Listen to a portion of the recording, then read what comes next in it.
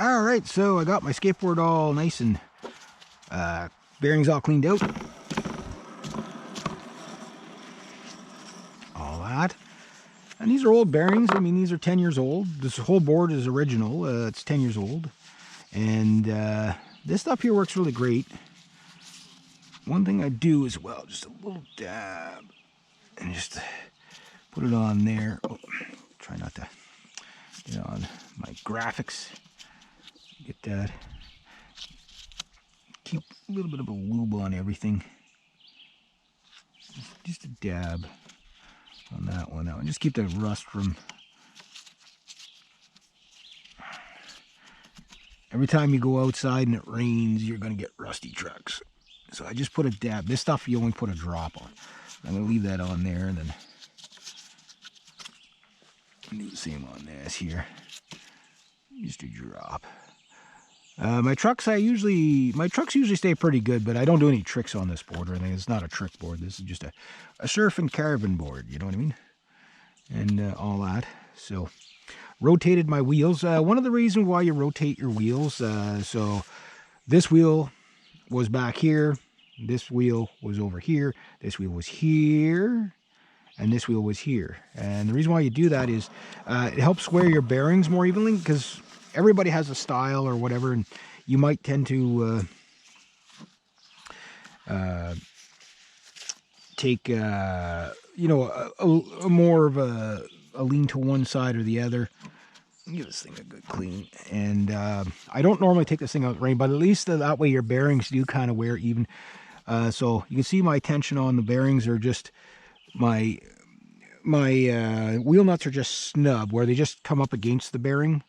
They don't press it in, because if you tighten it right down, what happens is your bearings will get pushed in and you wear your bearings twice as fast. So if you get out and you're starting to carve or whatever, and you notice that you're getting a bit of a slop in your bearings, you can just tighten it just a little bit. But like, when I mean tighten a little bit, I mean you move the wrench like that much. You know, if you even notice that, you barely move it. And again, maybe you'll get 10 years out of your bearings. Now, mind you, you know, I'm a 50-year-old man, so I don't use this thing every day. I try to use it as many days as I can, because this thing is quite enjoyable. But yeah, you know, a little maintenance goes a long way. How often should you do your bearings? Well, if you're in dusty areas, like, I mean, I normally I try to do keep everything as clean. Like the big oiling I use, like this, I'll usually, when it gets a little bit dirty, I'll just kind of roughly clean it with this. I have a dedicated rag for it, and I might give it a shot of WD-40 and then just put a drop in that. And then maybe after about a month of doing, like, I might give it a drop every couple of, you know, as soon as you can feel like the grittiness in the bearings, clean them out. The longer they'll last. It doesn't matter how much you pay for your bearings. It's how well you take care of your bearings. And if you can understand that, then you can understand, like, you can have ABEC 3s, ABEC 5s, like are in this, ABEC 7s, ABEC 11s, Bones Reds, the Bronsons that I have. I can't wait to try those. But I never expected my bearings to last 10 years. Right, and an average run on this for me is like 1.4 kilometers to the store and back, right? On not a daily basis, but just about a daily basis. So I'm on, out of 10 years, you know, like, again, I'm a working man, I'm not a kid, right? So, but even at that, even if I used this every day and I was a kid and I was using this every single day and I just took care of it the way I am now, you'd still probably get 10 years out of those bearings. And a lot of kids go through a lot of bearings, but it depends on the boards. Like these longboards, again, you're not going to do ollies and stuff like that. Depending on how much you go off the curbs and stuff like that, you know, like that stuff loads up your bearings, right? So, but if you take care of your bearings and you're just using it on flat surfaces like I am, I don't go off any curbs or anything like that with it. I do carve with this board. It's a lot of fun. It's like surfing on the pavement. This would qualify as a surf skate for sure. It is a very awesome board because of the Sidewinder trucks.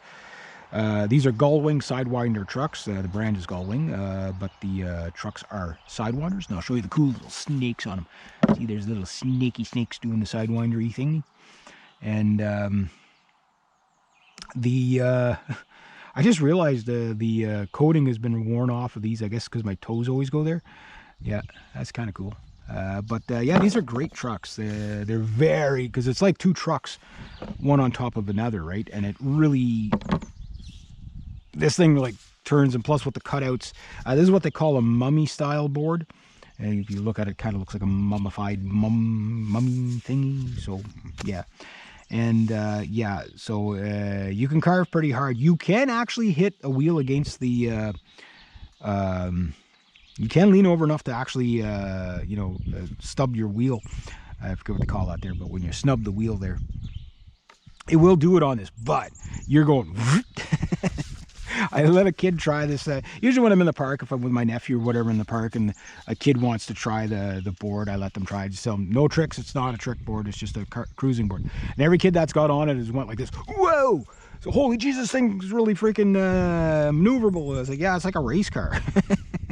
You do feel like you're on riding a Formula 1 car when you're on this thing. It's not that it's that fast. It's just it's so. It turns so well. It you know on nice you know, on nice condition roads or whatever. It feels like you're mounted on rails. It's a pretty nice run.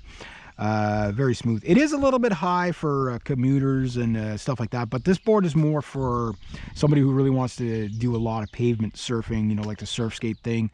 So if you're one of those people that want to go miles and miles and miles, or kilometers and kilometers and kilometers, depending on what you're working in, whether you're up here in Canada or down there in the States or somewhere else, this board is a little bit high. So like if I wanted like a total dedicated cruising board, I get a pintail with you know, like just one truck level, so you'd be down, you know, your axle would be down here instead of all the way up here, you know, and you wouldn't be carving with it. Or what you do is you get a board that's narrow like this, but get like 10-inch wide trucks or something like that, that's like that, so that your wheels never can hit.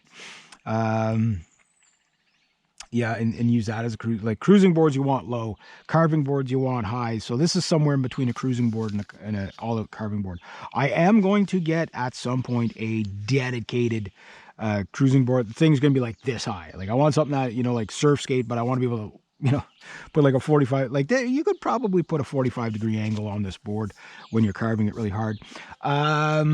I don't slide. I don't do slides. I can slide. I have slidden out the back end just to try it, but I don't do it on these wheels because these wheels, you know, with the lip and everything, you're asking for a high side. You're just asking for trouble doing that. If you had butter balls on this or some sort of sliding wheel on this, it would be interesting. You know, to be able to carve and slide, that would be kind of cool. But with the gull-wing trucks, these are a little bit on the soupy side for hard pushing. This is more for real fluid, you know, like if I ever get to take this thing into a bowl, it's going to be so fun. But it's just real fluid motions, no hard stops and, you know, whatever, and you know, switchbacks or whatever. Even though this is called the back door, I think the last version of this was called the switchback, and it's basically the same board. They just put a slightly different graphic on it, call it something else, and sell it to you as the new version. But it's really the same formula. But I love these. My cousin, she has, and I tried it. It was a Sector 9, but it was a shorter board. I think this is 33 or 34. I can't remember what it is. But hers is like that. I tried it. I mean, that thing was just like whoop. She had the same trucks on it. I love them.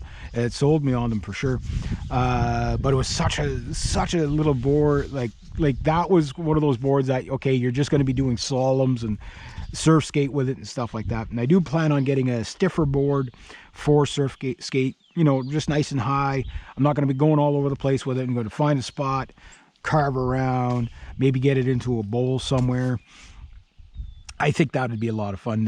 Whenever I can get my car fixed up well, my poor car, I'll probably go to some skate parks and stuff like that.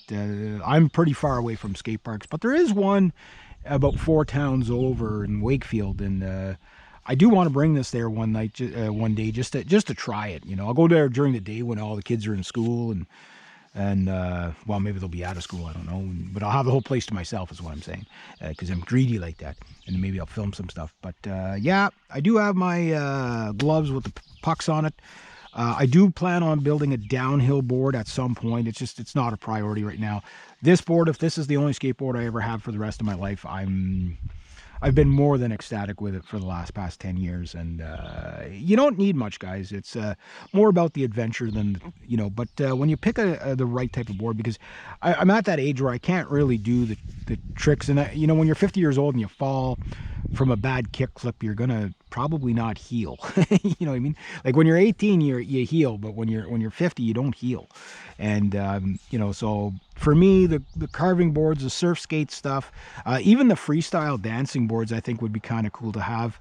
And then, of course, I know it's kind of insane to do, but I do want to build like a 50-inch or 46 to 50-inch downhill board, 11 inches wide, 102s on it.